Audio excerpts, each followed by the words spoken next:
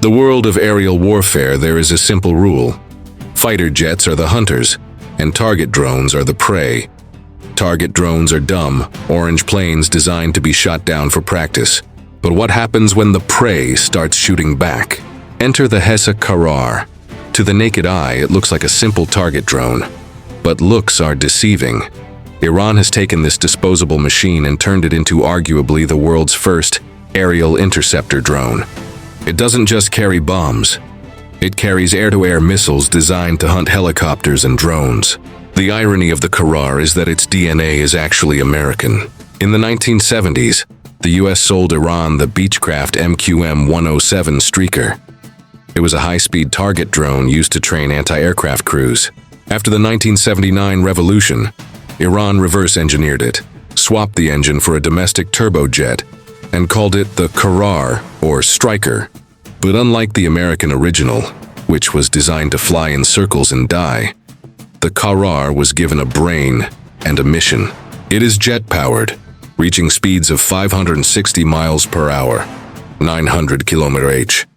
It has a service ceiling of 47,000 feet, allowing it to fly higher than many commercial airliners, and crucially, high enough to threaten surveillance aircraft like the P-8 Poseidon or the Global Hawk.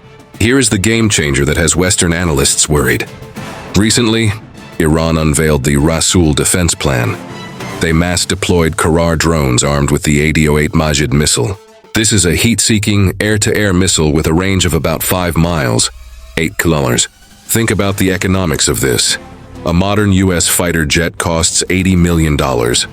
A Karrar drone costs a tiny fraction of that. Iran's strategy is not to beat the US Air Force in a dogfight. It's to flood the sky with cheap, disposable interceptors. They create a defensive swarm along their borders.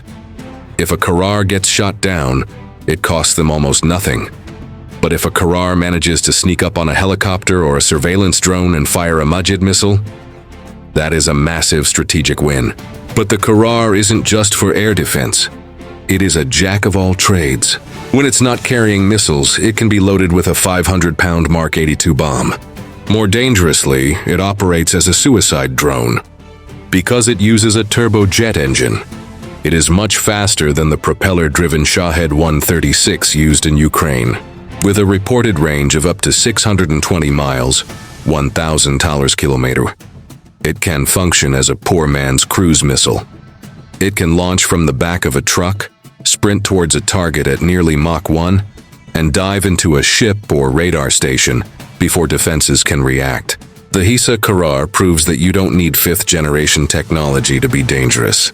You just need to be smart with what you have. What do you think? Let me know in the comments below.